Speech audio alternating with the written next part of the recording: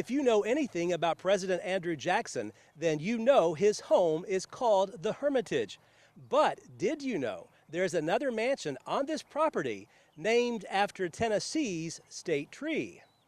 We're in the Tulip Grove Mansion, which is on the property of the Hermitage today. And what is the history behind this old home? So this is Andrew Jackson Donaldson and Emily Tennessee Donaldson's house. This is the home that they will build that will be finished just in time for them to come back from Washington, where they have been serving as Jackson's personal secretary. That's Andrew Jackson Donaldson, and Emily Donaldson was acting as Jackson's de facto first lady. She was called the hostess of the White House.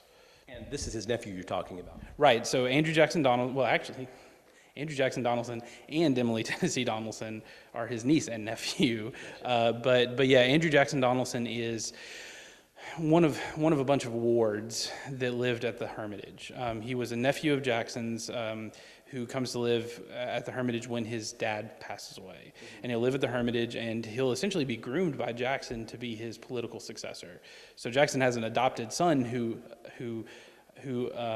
inherits his dad's fortune, but it's Andrew Jackson Donaldson who he sees as his political successor. What was behind the story of building this home, Tulip Grove? Well, the young couple had spent most of their married life either in Washington or kind of back and forth between Tennessee and Washington. And there are a bunch of Donaldson family homes in the area that they had spent different time at, but it was time for them to have their own family home. And so they start building this towards the end of Jackson's presidential career so that they'll have a place to come back to. And in fact, it is designed by Reef and Hume, an architectural firm that was here in Nashville at the time, that will also be called in to rebuild the Hermitage after the Hermitage burns in 1834. As far as this home is concerned, it's not available for tours today, but if somebody wanted to know more about it, I mean, what could they expect to see, like when you walk inside, maybe the first floor here? Well, okay, so the amazing thing about Tulip Grove, and the thing that we really pride ourselves about owning Tulip Grove, is that it's an architectural gem here in Middle Tennessee, because there are very few pure examples of Greek Revival architecture. The Hermitage is kind of Greek Revival, like Greek Revival by way of Federal and Palladian style, but like Tulip Grove is pure Greek Revival from beginning to end. And that makes it pretty unique in this area, because there are very few examples of such pure Greek Revival architecture in a home here in Tennessee. When you say Greek Revival, most people probably know what that means, but specifically, what is that style? Yeah, so when you think Greek Revival, think the White House, or those of us who live here in Nashville, we're familiar with the Parthenon, which isn't Greek Revival, but it's that Greek style. Big columns, usually painted white, although Tulip Grove isn't. The Hermitage is. Symmetry, lots of symmetry. Symmetry was very important. They're going for that Greek temple look. So again, think of the White House when you think of Greek Revival. Now in this home, you have high ceilings, you have big chandeliers, but you have no furniture. Why is there no furniture here right now? Over time, Tulip Grove has become a good rental venue for us. So if you want to have a wedding and you live in this area, give us a call. We have weddings and events here all the time. Is that a pretty popular thing for new brides each year? Yeah. We're actually, as the Hermitage as a whole, is the #1 place in Tennessee to get married. But Tulip Grove is one of our many places where you can get hitched. Now back to the history part of it just for a moment. Tulip Grove is the name now, but that wasn't the original name. What was the original name, and why was it changed? So the original name is Poplar Grove, and Poplar Grove refers to how many poplar trees are in the area. You've got a ton of tulip poplar trees in the area, and so that was the original name. But then in 1842, Martin Van Buren came to visit Andrew Jackson. But while he was here, he came to Poplar Grove. And while he was here, he said that they shouldn't call it Poplar Grove because all of the trees outside are tulip poplars. And so he essentially suggests that they change it to Tulip Grove.